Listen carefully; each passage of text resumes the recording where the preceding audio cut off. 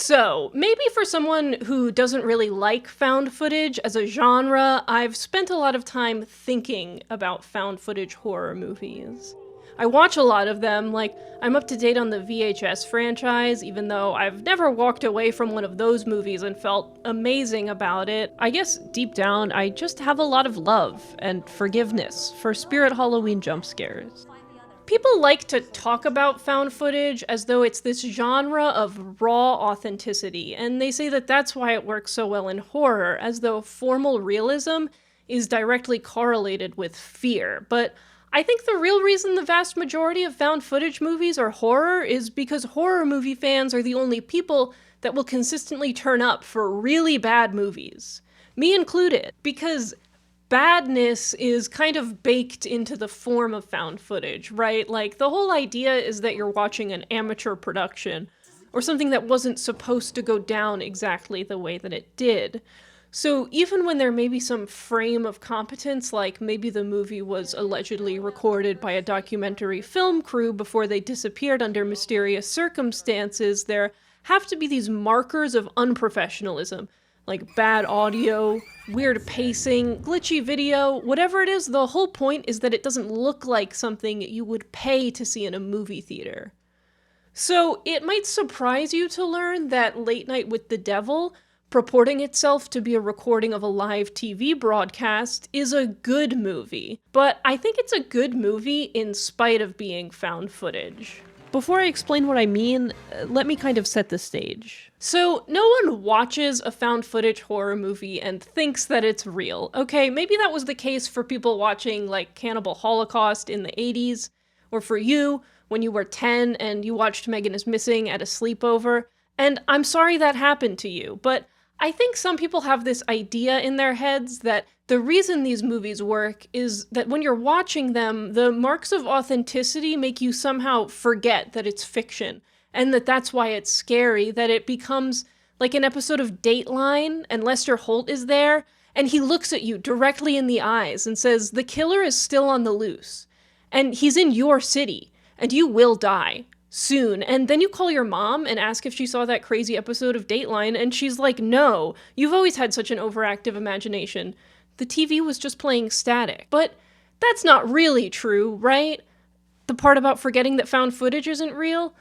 In her book Found Footage Horror Films, Alexandra Heller-Nicholas makes the claim that found footage is simply a set of formal aesthetic conventions that are designed not to trick the audience into thinking they're watching something real, but to suggest that if the events on screen were to transpire, this is really what they might look like. And that, I think, makes a lot more sense than the whole true crime hoax angle, because it accommodates the fact that fear isn't always rooted in realism. Like, my friend Sam is afraid of ghosts, and she recently had a conversation where a friend told her that because she's admitted to having that fear, that must mean she also believes in ghosts. But she doesn't. On its face, this sounds like a contradiction, right? How can you fear something if you don't think it exists? But what's scary for Sam isn't the real threat that ghosts present in her life, it's the sense of dread that's brought about by vividly imagining a hypothetical world where ghosts do exist. Because that would suck, right? The same way that it would suck if you were in a Zoom call under stay-at-home orders and your friends started dying, one by one. That would suck. I would also say that in the found footage subgenre, the events recorded often center a profound loss of control.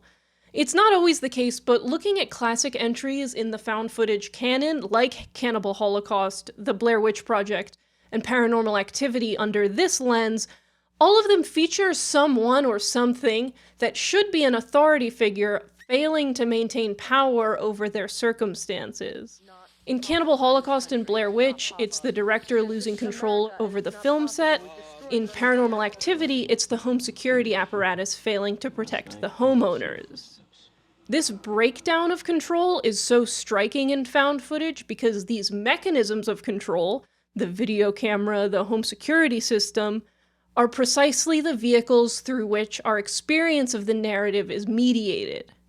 What I mean is, these movies mimic images we see in everyday life in order to ask us to believe that what we're seeing could potentially happen, but then use the technical shortcomings of those same images to interrogate their own reliability. And that's why found footage is a cinema of constraint. To call the power of the director or the voyeur or the surveillance camera into question, we need to inhabit those roles and to see the ways that they create imperfect documents. So filmmakers will intentionally impose limitations or deploy techniques to remind you that what you're watching is actively breaking down.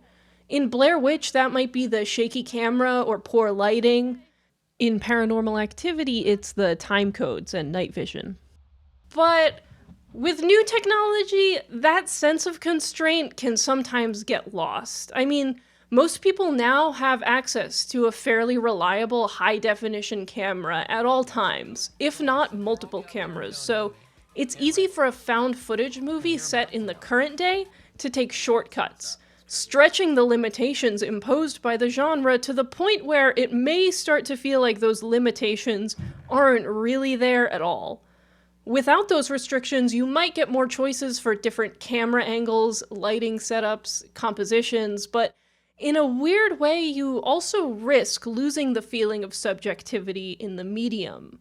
But that's where we come back to Late Night with the Devil. Late Night with the Devil is a period piece. It's set in 1977, and it takes place over the course of one live broadcast of the fictional talk show Night Owls. So perfect. We have a limited number of cameras and this cool 4:3 aspect ratio because it's TV. And TVs used to be square. And then on the narrative side of things, we have Jack Delroy, this smarmy talk show host who's eager to ascend the ranks of television stardom, and this is his platform, his show, and the very conventions of the genre promise that something is going to go horribly wrong. We'll watch this live broadcast with that knowledge in the back of our minds. Maybe we'll imagine that in any live broadcast, there's a chance that the people on screen and in the control room will lose control, that we'll see some terrible, unmoderated accident at any moment. Just as real-life audiences in the 70s were reminded when a television news broadcaster, Christine Chubbuck, took her own life on air. Late Night with the Devil is really rooted in this fraught image of the 70s, and it plays with a lot of cultural references to that period, too. References to cults conjure images like Jonestown and Heaven's Gate, and the cautious interest in dangerous supernatural phenomena kind of encapsulates this era's juxtaposition of violence and Christian evangelism on TV. Then there's one paranormal researcher who brings out a child guest rescued from one of those cults, and for me it was hard not to think of Jeannie, a feral child who was rescued from an extremely abusive home life in 1970, but then subjected to extensive testing which at times came to supersede her care. I was interested in how the movie might use fictional commercials as another layer of that complex cultural narrative. I'm doing my part! And beyond that, I think there can also be a very jarring effect to seeing something upsetting and then immediately being served the most vapid advertisement you've ever seen in your life. To me, commercial breaks would be an opportunity to connect the movie setting to something that's also happening right now, as ads increasingly intrude into our private, everyday experiences. Because isn't it kind of weird when you're scrolling on Twitter and your friend posted their GoFundMe because they lost their health insurance, and then the next post is like a poorly edited GIF about a fleshlight? You've also been getting the fleshlight ads, right? It's not just me. But there are no commercials in Night Owls, which is fine. I mean, I would have liked it, but maybe that sort of tonal whiplash is just not what the filmmakers were interested in. Maybe it would have broken up the tension too much. I mean, that makes sense, but I think in that case, I'd rather we just cut right back to the next act of the broadcast. Because Delroy does call for a commercial break. We're going to take a quick break, but after a brief AI-generated interstitial, instead of seeing any advertisements, we're thrust backstage, behind the scenes of Night Owls, and now in black and white to let us know that this isn't diegetic to the broadcast. But what? Why are we here? Who's filming this? Maybe I'm just being pedantic. and you can let me know in the comments if I am, because it's great for engagement. But to me, this choice really throws a wrench in that good thing we had going. Because this, going behind the scenes of the show, this really has nothing to do with the experience of watching a live broadcast. And if we've completely exited that mode of consuming information, then what was the point of this framing device in the first place? Adding all this extra narrative information outside the experience of watching the show, to me, communicates that the filmmakers didn't really think the show in itself could be a vehicle to tell the story they wanted to tell. That their chosen format wasn't the right one to tell this story in the first place. And if this sounds harsh, just know, I'm not mad. I'm just disappointed. This movie comes so close to that experience of finding limitless potential in the process of imposing limitations. But then it just decides not to do that anymore.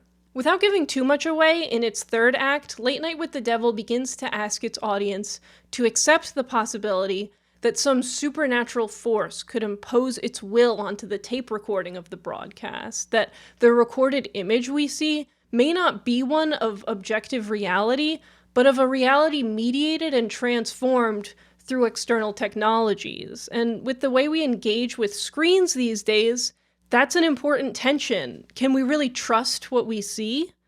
To me, the found footage format is a perfect way to probe that tension.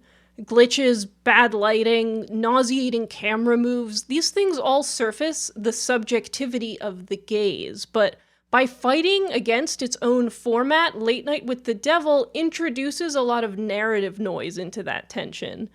It just doesn't make sense to me that these commercial breaks would have been taped through, that somebody would have kept those recordings in a time when live TV could be pretty ephemeral, or that one of the camera guys would have just lugged his huge tube camera backstage for no reason, and he also mic'd everyone up real quick. These aren't the questions that I want to be asking myself. They're not interesting questions, and I doubt the filmmakers wanted me to be asking them either. I want to be asking what's real and what's not. I want to be asking, did that really happen, or was it just an act? And I want to be asking, oh my god, who's going to protect me from seeing something terrifying? And most of the time, those were the questions I was asking. But whenever it cut to commercial, the movie kind of stopped letting me. So now I want to just take 1 minute to address what may or may not be the elephant in the room. It turns out this movie uses artwork that was generated by AI. If that makes you not want to see the movie, that's completely fine. If it doesn't change how you feel about it, I think that's fine too. Despite my gripes, I really enjoyed Late Night with the Devil, and I'm excited about supporting independent film projects, so I was pretty disappointed to hear that they used AI. On the one hand, this movie was made around 2 years ago, back when we weren't having the same conversations around AI, like everyone was still messing around with DALL-E with wild abandon. But on the other hand, I'm surprised that the filmmakers didn't just move to replace the images following the Hollywood strikes last year, or that they didn't at least try to be more transparent about it. And I think it's a little ironic that in a story about whether or not you can trust the image, there are several images that betray our trust, but this is really going beyond the scope of this video, so if you want to hear me blather about AI some more, I'll be posting a short digression over on my Patreon. Okay, bye.